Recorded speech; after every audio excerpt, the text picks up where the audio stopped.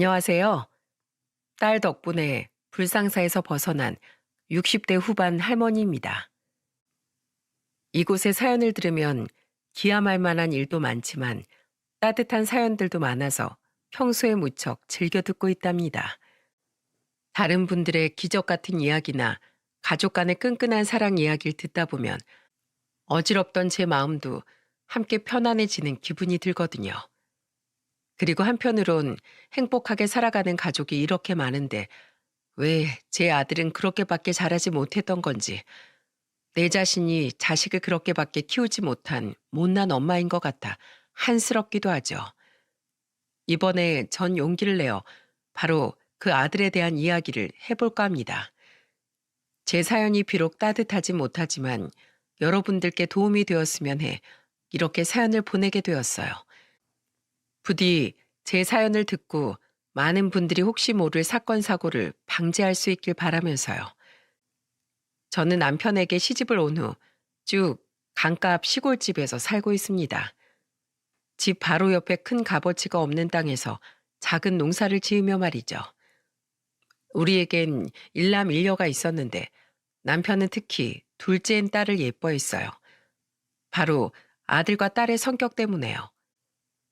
엄마, 아빠, 이거 홍삼이야.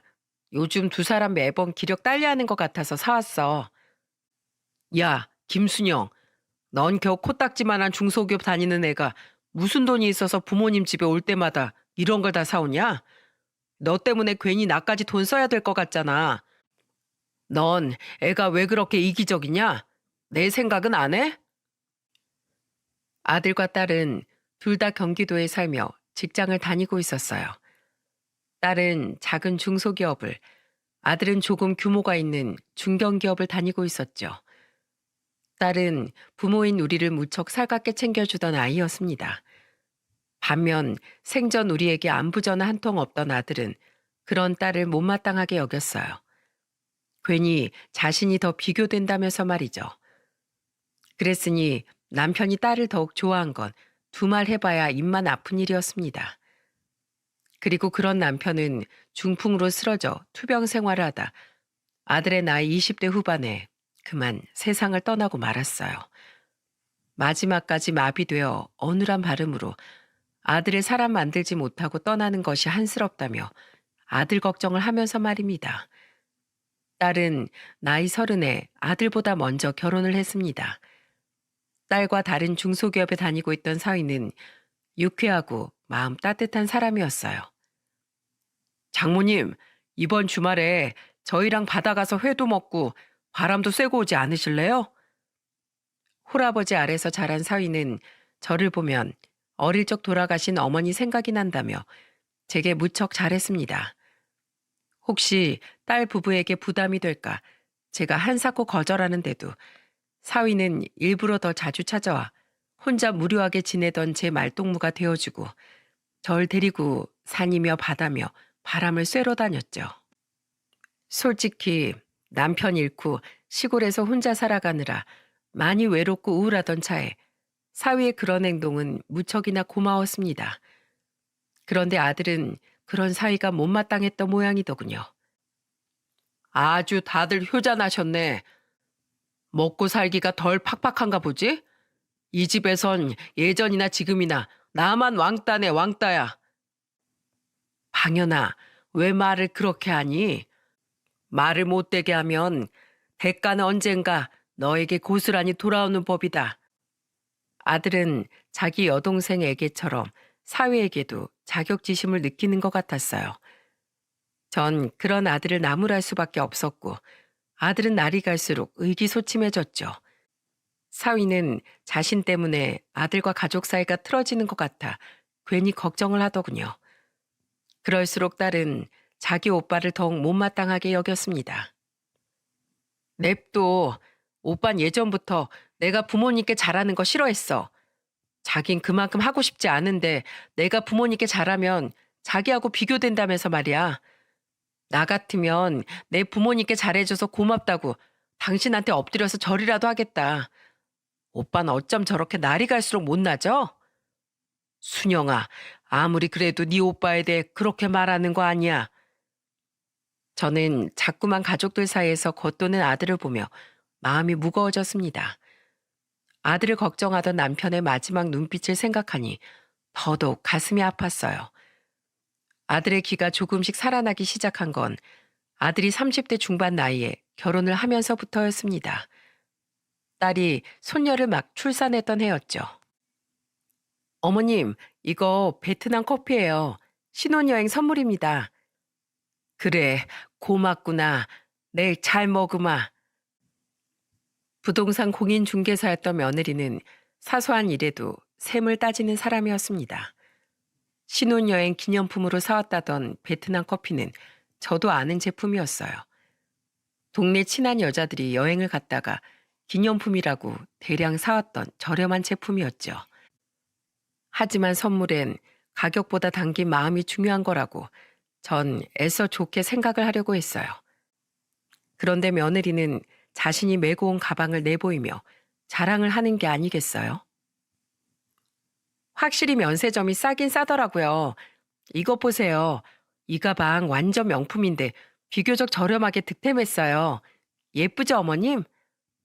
새언니, 지금 저희 엄만 스틱커피 사다 주고 새언니는 명품백 샀다고 자랑하시는 거예요? 저 커피 동네 마을회관 가면 다른 분들이 기념품으로 사온 거 아직 잔뜩 쌓여 있는데 차라리 작은 립스틱이라도 하나 사오지 그러셨어요. 저는 딸의 허벅지를 슬쩍 꼬집었지만 손녀를 안고 있던 딸은 이미 불쾌한 표정을 숨기지 못하더군요. 그런데 며느리는 아주 태연한 표정으로 딸에게 웃으며 이렇게 말했어요.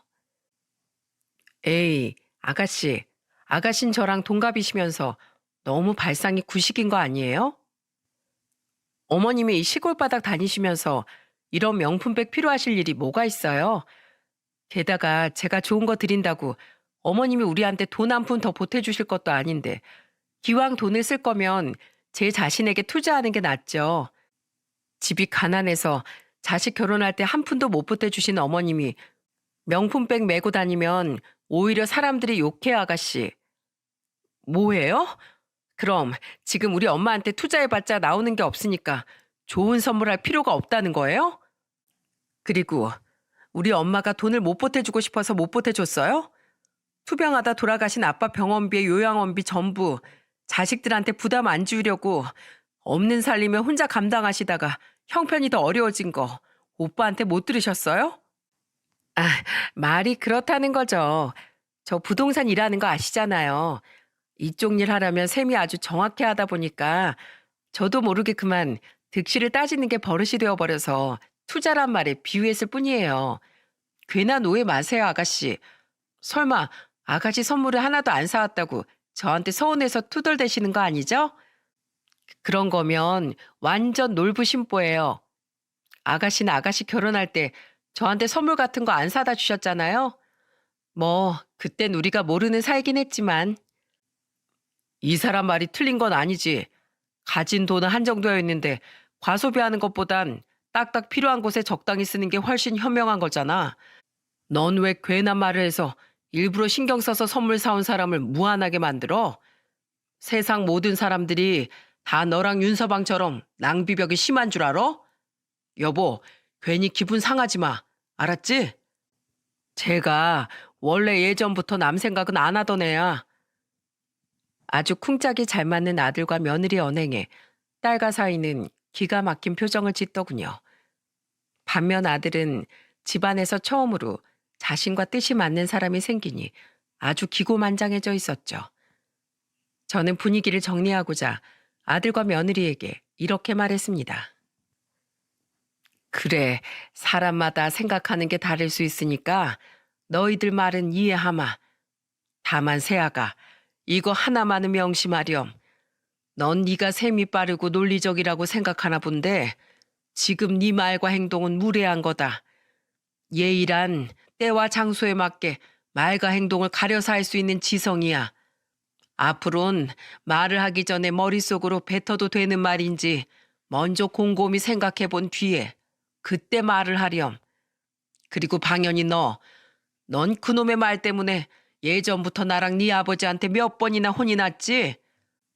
결혼했으면 전과 똑같이 어리게 굴지 말고 이젠 성숙해질 줄도 알아야 한다. 제발 부탁이니 마음을 좀 넓게 써. 제 말에 며느리와 아들은 입을 삐죽이더군요. 그리고 두 사람은 저희 집에서 밥을 먹는 둥 마는 둥 하더니 이내 집으로 휙 돌아가 버렸죠. 딸은 아주 끼리끼리 잘 만났다며 옆에서 혀를 찾고 사위는 제 속이 상했을까 걱정이 됐는지 제 손을 잡아주더라고요. 하지만 이후에도 며느리와 아들의 돈 타령은 계속됐습니다. 처음에 제게 욕을 먹어서인지 며느린 제게 대놓고 무례한 말을 하진 않더군요. 하지만 제게 직접 대고 말을 하지 않았다 뿐이지 며느리는 누가 봐도 저 들으라는 듯 푸념을 해댔어요. 아, 허리야. 아휴, 내가 어쩌다 이렇게 돈도 없고 별 볼 일 없는 집에 시집을 와서 이 고생이지? 당신 진짜 나한테 잘해. 나 정도 외모에 이 정도 능력이면 충분히 더 잘난 남자 만나서 시집 갈 수 있었다고. 이전 다 당신이 붙여. 아, 짜증나. 아휴, 많이 힘들지? 알았어. 내가 다 할게. 당신은 쉬고 있어. 나도 이런 집에서 태어나고 싶었겠냐? 누구나 다 돈 많은 집에서 태어나고 싶지. 내가 능력이 안 돼서 당신을 너무 고생시킨다. 미안해. 나도 이런 깡시골에 있는 집 정말 지겨워. 어릴 때부터 정말 싫었다고. 저를 더욱 화나게 했던 건 며느리의 말보다 며느리의 비위를 맞추려 내뱉던 아들의 대답이었습니다. 저는 나무를 묻히고 있던 비닐 장갑을 획 벗고는 전을 붙이던 아들과 며느리의 손에서 뒤집개를 뺏어 들고 소리쳤어요. 이것들이 사람 면전에 대고 뭐라고? 이런 집에서 태어나고 싶었겠냐고? 별 볼 일 없는지? 하기 싫으면 하지 마. 가난한 이 집이 싫으면 제사도 지내지 말고 아예 명절이라고 찾아오지도 마라. 알았어? 저는 화가 나서 씩씩댔어요. 건방진 며느리도 며느리지만 제가 단단히 아들을 잘못 키웠다 싶었습니다. 천성이 나쁜 애는 아니라고 생각했건만 자기 부모 가슴에 상처내는 말을 거리낌 없이 내뱉는 아들의 모습을 보니 제 생각이 틀려도 확실히 틀렸다 싶었죠. 그런데 제 말에 며느리는 입을 삐죽이며 이렇게 말하더군요. 어머님이 들으셨는진 미처 몰랐네요. 제가 어머니 말씀대로 무지성하게 굴지 않으려고 노력했는데 어머니께 한 말은 아닌데 어머님이 들어버리셨다면 어쩔 수 없죠. 근데 어머니 참 염치도 없으세요. 해준 거 하나도 없으면서 집안 어른 대접은 그렇게 받고 싶으세요? 저 같으면 해준 거 하나 없는 며느리한테 미안해서라도 먼저 전화해서 명절에 내려오지 말고 푹 쉬라고 말해줬을 텐데. 아무튼 먼저 오지 말라고 한 건 어머님이에요? 맞죠? 전 제가 오기 싫어서가 아니라 어머니 말씀 때문에 어쩔 수 없이 앞으로 명절에 여기 안 오는 거예요. 여보, 가자. 우리 때문에 어머님 심기 더 불편해지시겠다. 아휴, 엄마. 내가 겨우 이 사람 달래고 있었는데 좀 불쾌해도 참지. 이 시골까지 일부러 명절 새로 온 며느리한테 꼭 그러셔야겠어요? 우선 저 가요. 전화 드릴게요. 뭐야? 아휴, 내가 어쩌다 저런 놈을 아들이라고 뒀누. 전화할 것도 없다. 너희 둘 다 썩어 빠진 정신머리 고쳐먹기 전까진 나한테 연락할 생각하지도 마. 아들은 곤란한 표정을 지으며 며느리를 쫓아나갔습니다. 저는 하다만 음식들이 널려있는 주방과 거실을 멍하니 바라보다가 펑펑 울고 말았어요. 아무리 가난하면 부모 취급도 못 받는 세상이라지만 금이야 오기야 키웠던 아들이 저런 형편없는 인간으로 자라서 그보다 더한 배필을 만나 똥밭에 구르고 있는 꼴을 보니 우라가 터져 죽을 것 같았죠. 다음 날 사돈댁에서 곧장 저희 집으로 온 딸과 사위는 전날 있었던 일을 듣고는 화를 참지 못했습니다. 뭐? 그걸 그대로 가게 내버려 뒀다고? 엄마 혼자 남은 음식들도 다 하고? 그럼 무릎 아픈 내가 쫓아가서 머리 끄댕이라도 잡으리? 그러다 내 무릎 먼저 나갈 일 있냐? 음식이야 평생 해온 거 혼자서 뚝딱 하지. 내가 이까도 얼마 안 되는 명절 음식 혼자 다 못해서 걔네 시켰겠니? 어른이 일하는데 가만히 있기 뻘쭘할까봐 일부러 밀가루까지 다 묻혀둔 전만 좀 부치라고 제일 쉬운 일을 시켜놓은 건데 그게 싫다고 거실에 앉아서 하루 종일 투덜투덜. 다음부턴 걔네가 또 음식하러 온다고 해도 내 쪽에서 먼저 사절이야. 며느리는 결혼한 지 3년 만에 아들을 낳았습니다. 며느리가 출산을 하다 위험한 상황까지 갔었다는 아들의 말에 마음이 약해진 전 어영부영 아들 부부와 다시 조금씩 왕래를 하기 시작했습니다. 며느린 여전히 제게 뾰로통했지만 손주 보고 기분 풀라며 관계 회복을 위해 노력하는 아들의 얼굴을 봐서 저는 며느리의 무례한 태도를 애써 참았네요. 그렇게 아들이 결혼을 한 지 5년이라는 시간이 흐른 어느 날이었습니다. 진동이 울려 휴대폰 화면을 들여다본 전 깜짝 놀라고 말았어요. 휴대폰 액정에는 제게 전화를 먼저 걸 거라고는 전혀 예상치도 못했던 인물의 이름이 떠 있었거든요. 어머님, 잘 지내셨어요? 그래. 어쩐 일이니? 네가 먼저 나한테 전화를 다 하고. 그 사람은 바로 며느리였습니다. 그런데 며느리는 웬일인지 굉장히 상냥한 목소리로 제게 사근거리더군요. 다름이 아니고요, 어머님. 제가 그동안 어머님께 잘못을 너무 많이 했던 것 같아서요. 죄송한 마음에 어머님 동남아로 여행을 보내드리면 어떨까 해서 연락드렸어요. 뭐? 여행? 왜 갑자기 안 하던 짓을 하니? 그냥 주말에 영화를 하나 봤는데 부모님의 사랑에 대한 내용을 다룬 내용이더라고요. 그걸 보니까 평생 고생하면서 제 남편을 키워주신 어머니께 제가 못할 짓을 많이 했던 것 같아서 너무 부끄럽고 반성이 됐어요. 그래서 너무 늦지 않았다면 이제라도 어머니께 잘해야겠다는 생각이 들었어요. 제가 생각해도 그동안 제가 어머니께 너무 심했어요. 정말 죄송해요. 어머님, 이 여행 그렇게 비싼 거 아니고 제가 아는 여행사 통해서 싸게 갈 수 있는 패키지거든요. 어머님 동네에 친한 친구분들 2분 계시잖아요. 그분들이랑 함께 다녀오세요. 네? 어머님, 이렇게라도 사과하고 싶은 며느리 마음 좀 받아주세요. 우선 생각 좀 해보마. 그래도 그렇게 말해줘서 고맙구나. 저는 아리송한 마음으로 전화를 끊었습니다. 며느리의 말이 무슨 말인지는 알겠는데 5년간 한결같이 절 시모 취급조차 안 하던 며느리의 태도가 갑자기 돌변하니 영 미심쩍더군요. 그리고 그날 저녁 아들까지 제게 전화를 걸어 여행을 가라며 부추기더라고요. 엄마, 집사람이 엄마한테 진심으로 사과하고 싶어서 그러는 거예요. 며느리가 먼저 이렇게 고개 숙이고 나왔는데 엄마가 손해보는 것도 아니고 그냥 너그러운 마음으로 받아주세요. 그럼 집사람이 무척 좋아할 거예요. 저도 마찬가지고요. 엄마 말씀처럼 그동안 제가 너무 속이 좁은 불효 자식이었어요. 저도 앞으로 집사람이랑 같이 엄마한테 더 잘하고 효도할게요. 그동안 정말 죄송했어요. 아들까지 한데 입을 모아 자신들이 잘못을 뉘우치고 있다고 말하니 얘들이 정말 진심으로 저와 화해를 하고 싶어 하나 싶더군요. 딸에게 이 이야기를 전하니 딸 또한 굉장히 놀라는 눈치였죠. 아무튼 걔들이 그렇게까지 말하니 속는 셈 치고 윤호 엄마랑 미래 엄마랑 같이 다녀오려고 한다. 걔들이 진심이면 내가 여행을 안 간다고 하면 또 서운해할 거 아니니. 어머니 잘 다녀오라고 나한테 글쎄 용돈까지 보냈더라.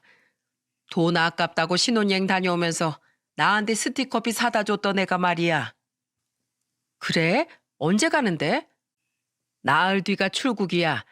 날짜가 좀 이르긴 한데 싸게 나온 티켓이라 얼른 예약해 둔 거라더구나. 필요한 거 있으면 얘기하렴. 엄마가 귀국할 때 사올 테니까. 그렇게 저는 예정된 날짜에 서울로 가기 위해 기차역으로 향하게 되었습니다. 같이 여행을 떠나게 된 동네 여자들은 굉장히 신이 나 있었죠. 방연 엄마 덕분에 우리가 아주 호강하네. 아침에 저희 동네로 택시까지 불러준 며느리는 제게 비행기 탑승 수속에 대한 주의점과 탑승 시간까지 다시 일러주며 전화로 저를 챙겨주더군요.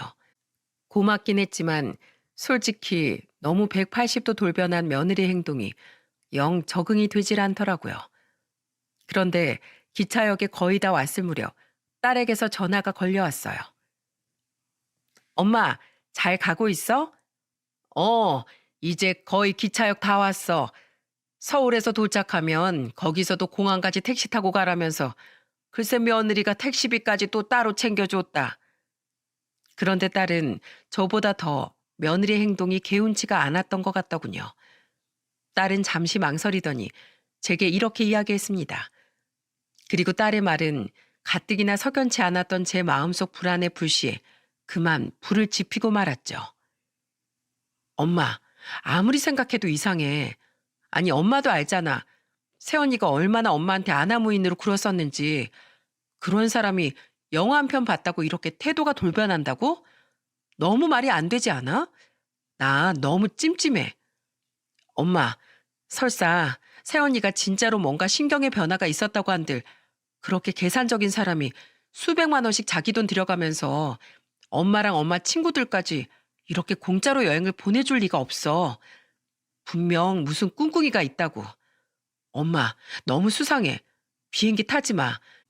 계산적인 새언니한테 괜히 이렇게 갚을 신세 같은 거 지지 말고 난 그냥 안 갔으면 좋겠어. 딸이 그렇게까지 말하니 저 또한 마음이 굉장히 흔들리더군요. 안 그래도 반신반의하는 마음이었는데 그런 딸의 말을 들으니 여행길에 오르는 게 영 내키지가 않더라고요. 딸의 말대로 이번 일을 가지고 나중에 며느리가 어떤 요구를 해올지도 모른다는 생각까지 들자 저는 결국 어려운 결정을 내렸습니다. 윤호 엄마, 미래 엄마, 정말 미안한데 우리 이 여행 나중에 다시 갑시다. 뭐? 갑자기? 바로 딸의 말대로 이 여행을 포기하기로 한 거죠. 두 여자는 저를 보고 황당한 표정을 감추지 못했어요. 저는 그 두 사람에게 진심으로 사과를 했죠. 미안해. 아무래도 이번엔 집으로 좀 돌아가 봐야 할 것 같아. 조만간 우리 시간 내서 다시 여행 일정 잡읍시다. 그때 내가 비용을 다 대지 못하겠지만 적어도 비행기 값은 내가 댈게. 뭐야 갑자기? 이러는 법이 어딨어? 공짜 여행 데려가 준다고 사람 들뜨게 할 땐 언제고? 그러게 여행 간다고 옷 사고 신발 사고 아침부터 화장까지 다 하고 나왔더니 이게 무슨 황당한 소리래? 정말 미안해. 집에 갑자기 피치 못할 일이 생겨서 그래. 내가 밥도 거하게 한번 살게. 어? 옷가지들 산 돈도 내가 다 갚아줄게. 그렇게 저는 입이 대빨 나온 두 여자와 다시 택시를 돌려 집으로 돌아왔습니다. 미안한 마음에 두 여자를 각각 집 앞에까지 내려다 준 후에 말이죠. 그리고 집 앞에 도착한 저는 눈앞에 펼쳐진 기함할 만한 광경에 입을 다물지 못했습니다. 기사님, 여기 오라이! 오라이! 저희 집 앞엔 포크레인과 이삿짐 센터 트럭이 들어서 있었어요. 그 근처엔 안전모를 쓴 인부들과 각종 공사 자재들이 이곳저곳에 있더군요. 거기다가 절 제일 경악하게 한 건 바로 현장을 진두지휘하고 있던 며느리의 모습이었습니다. 자자, 안에서 이삿짐 뺄 동안 여기 담장부터 빨리 허물자고요. 시간 없습니다. 예, 너 지금 내 집에서 뭐 하니? 저는 며느리를 보고 소리를 빽 하고 질렀어요.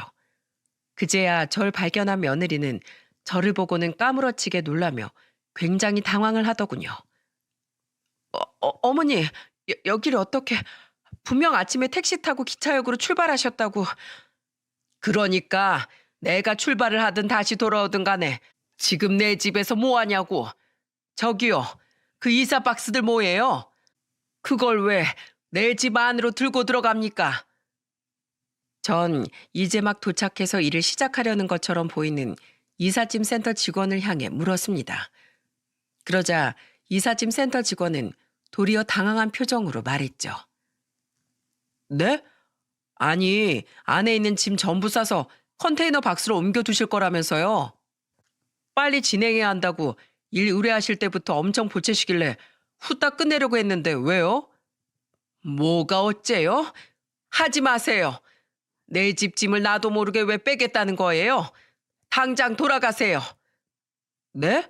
하지만 저 사모님이 저는 눈에서 불이 나올 것 같은 표정으로 며느리를 다시 획 돌아봤습니다. 며느리는 아무 말도 못하고 우물쭈물하더니 제게 이러더군요. 그게 어머님 있잖아요. 사실은 어머니 제가 남편한테 전화하라고 할게요. 그이가 다 설명해 줄 거예요. 잠시만요. 횡설수설하던 며느리는 잽싸게 아들에게 전화를 걸어 무엇이라고 속삭여댔어요. 그러더니 30초도 걸리지 않아 제 휴대폰으로 아들에게서 전화가 오더군요. 전 화가 난 목소리로 전화를 받아 호통을 쳤죠. 이게 대체 무슨 상황이야? 쟤 뭔데 아무런 설명도 못하고 너한테 전화까지 하라고 해? 너희 대체 무슨 꿍꿍이야? 엄마, 있잖아요. 그게 엄마 집 위치가 좋아서 거기 카페 차리면 진짜 대박 날 수 있거든요. 우리 아내 부동산 일하는 거 알죠? 아내가 그랬어요. 엄마 집 위치가 완전 노른자 땅이라고. 엄마도 알잖아요. 거기 요새 무슨 테마파크인가 워터파크인가도 들어온다고 계속 난리고 주변에 펜션도 엄청 생긴 거. 그쪽 요즘 많이 개발돼서 놀러 오는 사람도 늘었잖아요. 요새 유행하는 퓨전 한옥 스타일 있죠? 집사람이 요즘 관광객들 대상으로 그런 스타일 카페가 그렇게 잘 된대요. 그래서 엄마 집 좀 그렇게 리모델링 하려고 한 거예요. 뭐? 이것들이 진짜? 그걸 왜 내 허락도 안 받고 진행해? 아니 내 집을 왜 너희들 멋대로 리모델링 한다 어쩐다냐고? 너희들 이러려고 나 여행 보내려고 했구나. 이 썩을 것들아. 이제야 퍼즐이 맞춰지는 기분이었습니다. 맞아요. 당시 저희 지역이 점점 개발되기 시작하면서 이전보다 관광객이 많아졌습니다. 게다가 저희 집 위치가 강가 앞이었던지라 창문으로 내다보이는 풍경 또한 좋았죠. 그래서인지 안 그래도 최근 부동산 업자들이 몇이나 저희 집으로 찾아와 땅을 팔라고 권유를 하더군요. 펜션이나 카페 짓기에 알맞은 부지라면서요. 물론 저는 남편과 살던 이 집을 허물고 싶지 않아 전부 다 거절했지만은요. 그런데 부동산에 대해 빠삭했던 며느리는 그걸 알고는 아들과 짜고 이런 말도 안 되는 음모를 세웠던 겁니다. 아니, 엄마가 땅 팔라는 걸 죄다 거절했다는 얘기를 들었는데 우리가 아빠랑 살던 그 집 리모델링해서 카페 차리자고 미리 말했으면 엄마가 허락했으려고요? 거절할 거 뻔히 아니까 말 안 하고 우선 몰래 진행시키려고 한 거죠. 그러니까 왜 내 의사와는 상관없이 너희들 마음대로 카페를 차리냐고. 엄연한 내 집을. 이놈아, 내가 너 때문에 너무 한스러워서 죽어서도 눈을 제대로 못 감겠다. 예전부터 인색하기 짝이 없이 굴더니 어디 저보다 더한 여자를 데려와서 그 치마폭에 푹 쌓여서 애미도 못 알아봐. 네가 어떻게 그 집을 탐을래? 그럼 난 어디서 살라고? 엄마, 솔직히 톡 까놓고 말해서 엄마도 나중엔 우리한테 고마워할걸요? 엄마가 돈이 있어요? 재산이 있어요? 가진 건 딸랑 그 집 하나가 전부잖아요. 카페에서 수익 나면 다달이 엄마한테도 생활비 좀 챙겨줄게요. 예? 읍내 작은 방도 하나 구해드릴게. 우선 거기서 살면 되잖아요, 엄마. 엄마, 아들 결혼할 때 엄마가 해준 게 뭐가 있어요? 그때 못 해준 거 이렇게 아들한테 좀 준다고 생각합시다. 예? 뭐라고? 넌 널 낳아주고 키워준 애미한테 그게 할 소리냐? 평생 내가 살던 집을 너희들 멋대로 빼앗아가서 너희들 배만 불리고 나한테 몇 푼 떼어주는 걸로 니들 양심을 챙기겠다고? 말이 아다르고 어다른 거지 무슨 말을 또 그렇게 하세요? 막말로 어차피 엄마 돌아가시면 그 집 나한테 올 거 아니에요?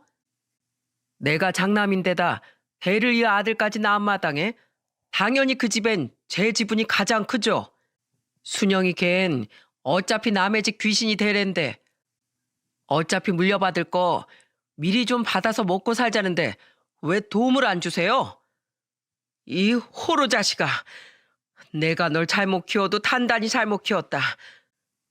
오냐, 보탬 안 되는 부모는 부모 취급도 안 한다 이거지? 알았다. 너 또한 하등 내 인생에 도움이 안 되니 앞으로 나도 널 자식으로 생각 안 하련다. 넌 이제 내 아들 아니야. 저는 그렇게 아들과의 전화를 끊어버렸습니다. 너무 분하고 치가 떨렸어요. 제 아들이 이렇게 금수만도 못한 생각을 가진 인간이었다는 사실에 억장이 무너졌죠. 더 화가 나는 건 제가 아들하고 정신없이 싸우는 사이 제 눈치를 살살 보던 며느리가 공사를 진행하려고 시도했다는 겁니다. 며느린 제 눈치를 보며 포크레인 기사에게 손짓을 하더군요. 며느리의 손짓에 포크레인 기사는 저희 집 옆에 담장을 허물려 포크레인을 운전하기 시작했죠. 그만두지 못해! 그 모습을 본 전 마당에 소화전 안에 있던 소화기를 꺼내들어 안전핀을 뽑았습니다. 그리곤 며느리와 포크레인 기사 그리고 인부들을 향해 미친 듯이 소화기를 뿌려댔죠. 이 애끼 연놈들아, 이거나 다 처먹어라. 어머니. 아주머니, 그만하세요. 그만하긴 뭘 그만해. 당신들 다 누구 허락받고 여기 왔어? 집주인 허락 없이 집이나 기물에 손대는 거 다 불법인 거 몰라? 다들 콩밥 한번 먹어볼래? 며느리와 포크레인 기사 그리고 인부들은 모두 혼비백산이 되었어요. 저는 생명을 다한 소화기를 그들 앞에 던져버렸습니다. 그리곤 곧바로 두 번째 소화기를 뽑아들어 며느리와 그들이 숨돌릴 틈이 없게 연이어 또다시 소화기를 발사시켰죠. 어머니, 그만요. 이래도 안 가? 다들 내 집에서 냉큼 사라지지 못해? 눈이 뒤집힌 저의 모습에 소화기 분말 범벅이 된 인부들과 포크레인 기사는 입에 담지 못할 험한 욕짓거리를 하며 모두 철수할 수밖에 없었습니다. 그 광경을 보던 이삿짐 센터 직원들 또한 혀를 내두르며 얼른 차를 빼서 사라졌죠. 머리부터 발끝까지 온통 새하얗지 며느리는 떼국물처럼 흐르는 눈물을 닦으며 엉엉 울더군요. 저는 혼이 나간 며느리를 보고는 이를 뿌득뿌득 갈았죠. 불려시 같은 년이 뭐? 영화를 보고 반성을 해? 사죄의 의미로 여행을 보내줘? 내가 살다 혓바닥에 뱀 수십 마리나 앉은 너 같은 앤 처음 본다. 엄마, 이깟 낡은 집 하나로 아들한테 도움 줄 수 있는 길을 알아내준 며느리한테 고맙다고 못할 망정 이게 뭐하는 짓이에요? 당신이 그러고도 부모야? 시끄러워. 내가 그러고 싶지 않다는데 왜 니들이 먼저 부모 노릇을 해라 마라 난리야? 너희들 나한테 뭐 맡겨놨냐? 너희 아주 끼리끼리 잘 만났다. 인간구실 못하는 것들끼리 아주 쌍으로 지랄이 났어. 경찰 불러서 쫓아내기 전에 얼른 안 꺼져? 어디 그 꼴로 수갑 한번 차볼래? 가택 침입하고 기물파손 미수 혐의로 잡혀가 본 뒤에야 그때 정신 차릴 거야? 제가 경찰을 운운하니 그제야 며느리는 한심하게 울어제끼며 멀리 주차해 놓은 자신의 차를 타고 사라지더군요. 사실 가택 침입이니 기물파손 미수니 하는 말들 다 입에서 나오는 대로 짓거렸던 겁니다. 어떻게든 며느리에게 겁을 주려고요. 평생 시골에서 농사지으며 살던 노인네가 그런 법학 지식을 어떻게 알겠어요? 저는 허탈한 마음에 바닥에 털썩 주저앉았습니다. 그리고는 남편을 부르며 저 또한 엉엉 울었죠. 4배 아파서 낳은 내 자식이 제 뒤통수를 쳤다는 사실에 너무 기가 막히고 서러워서 말입니다. 소식을 들은 딸과 사위는 회사에 휴가를 내고 손녀와 함께 다음날 저희 집으로 달려왔더군요.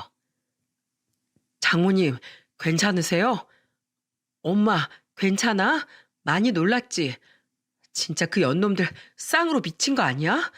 어떻게 음흉해도 그렇게 음흉할 수가 있어? 괜찮다. 에휴, 다 내 팔자야. 이게 다 내 탓이다. 내가 자식 교육을 잘못 시켜서 내 아들을 괴물로 만들어버렸어. 그게 왜 엄마 탓이야. 그놈이 태어나기 그렇게 못나게 태어난 탓이지. 괜한 자책하지 마, 엄마.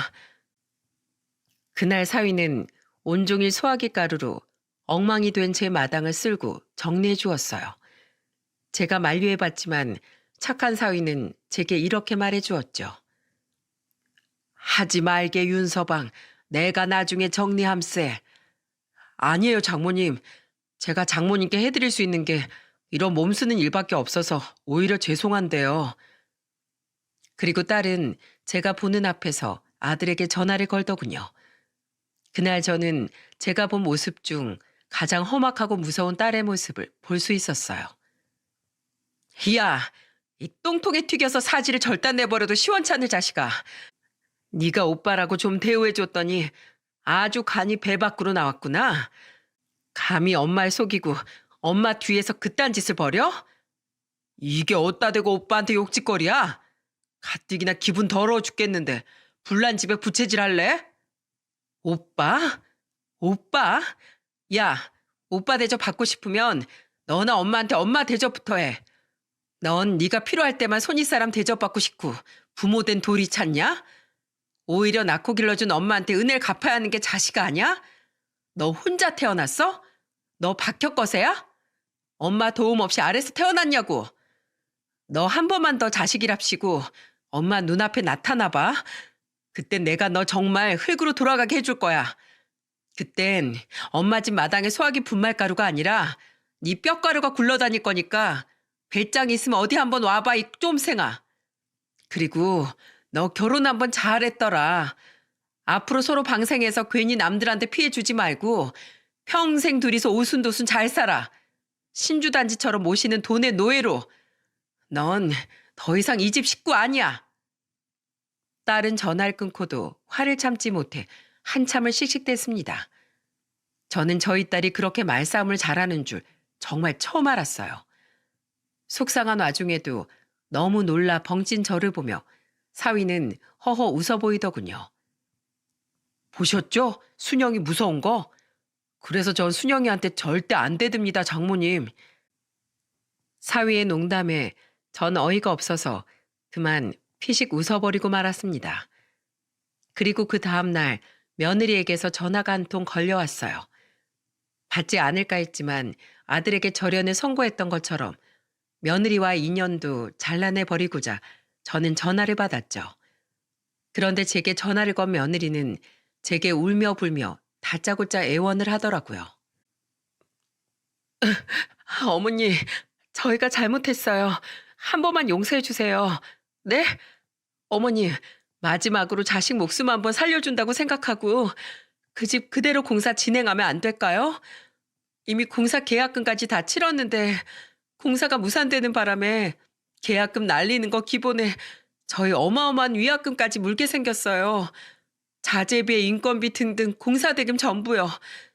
이삿짐 센터에 지불한 비용은 이미 전부 날렸고요. 어머님 여행 떠나시는 날짜에 맞춰서 서두르려고 그쪽에서 내건 무리한 요구들을 제가 확인도 안 하고 계약서에다 서명해버린 탓에 진짜 큰돈 물게 생겼다고요. 어머니, 저희 그만한 돈 없어요. 요즘 집 계약하는 사람도 많이 없어서 저 부동산도 적게 생겼고 남편도 곧 회사 때려칠 줄 알고 회사 생활 막 하다가 지금 미운 털 다 박혀있는 상황에 앞으로 진급은 꿈도 못 꾸게 생겼는데 저만한 손해를 어떻게 다 감당해요.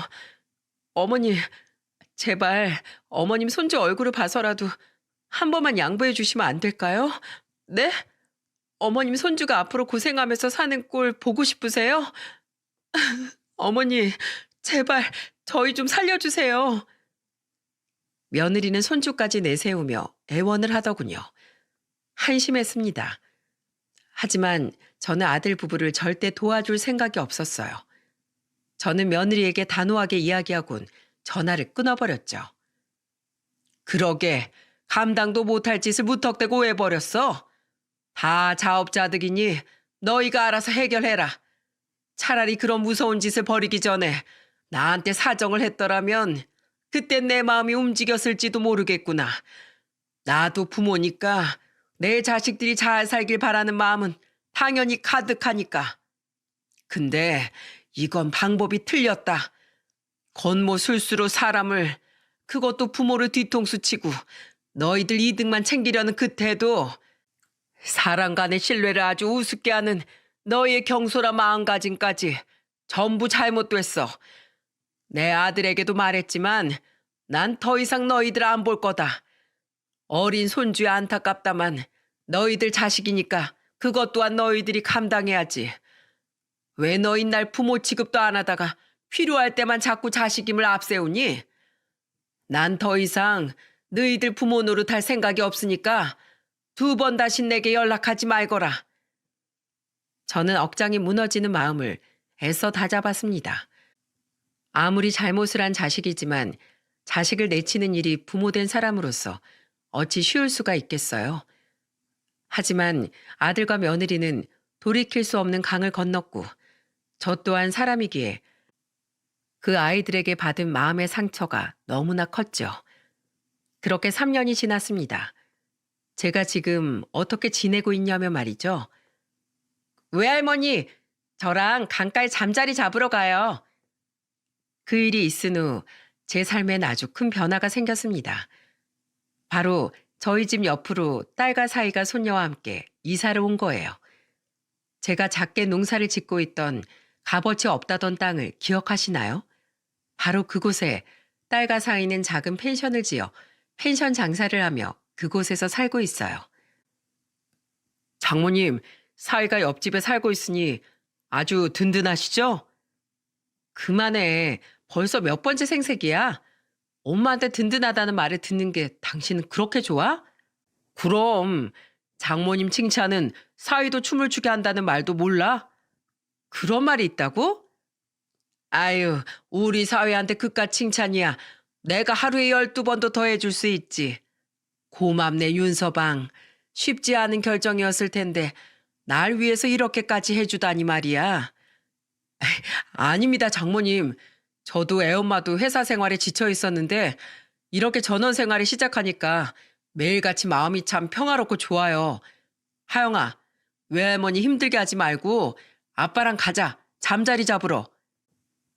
딸과 사이는 이후로도 줄기차게 제게 전화를 해대고 찾아오던 아들과 며느리 때문에 제가 걱정이 되었는지 아이 휴가를 내고 한동안 저희 집에 머물렀어요.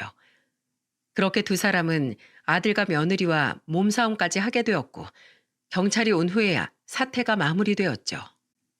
이후로도 두 사람은 제 걱정에 도통 다시 경기도로 올라가지 못했는데 그때 제가 농담식으로 던진 말을 사위는 덥석 실행해버린 거예요.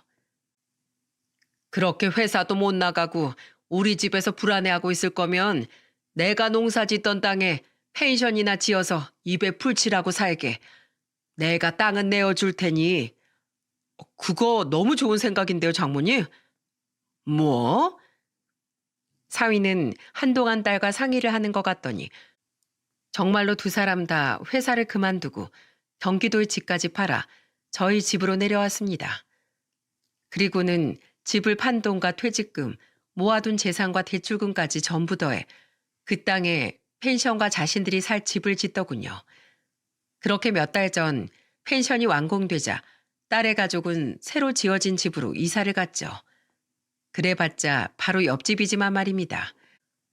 그 때문에 저는 농사를 그만두게 되었지만 땅을 빌려준 값이라며 다달이 딸과 사이가 주는 용돈을 받고 펜션의 청소 일을 도와주며 살고 있어요. 물론 딸과 사이는 기함을 하며 말렸지만 저는 한사코 고집을 부렸죠. 안 늙으니까 몸을 놀리면 뭐해? 치매밖에 더 와? 제 고집을 꺾지 못한 딸과 사이는 그럼 인건비라며 저에게 월 150만 원씩을 더 얹어주었어요. 저는 고작 일주일에 2, 3일 정도, 그것도 두어 시간밖에 돕지 않는데도요. 저는 그 돈을 고스란히 모으고 있답니다. 나중에 저희 손녀에게 줄 요량으로 말이죠. 요새 사람들의 취향을 잘 반영해서인지 다행히 딸 부부의 펜션은 점점 입소문이 나고 있는 것 같더군요.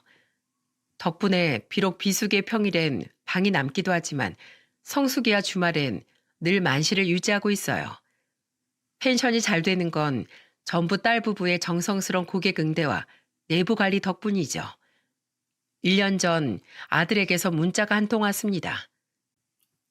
엄마, 순영이네한테 집 옆에 딱 내어주셨다면서요? 예전엔 아버지가 그렇게 딸만 예뻐하시더니 결국 엄마도 똑같네요. 엄마한테 잘하는 자식이 아니면 자식도 아니라 이거죠?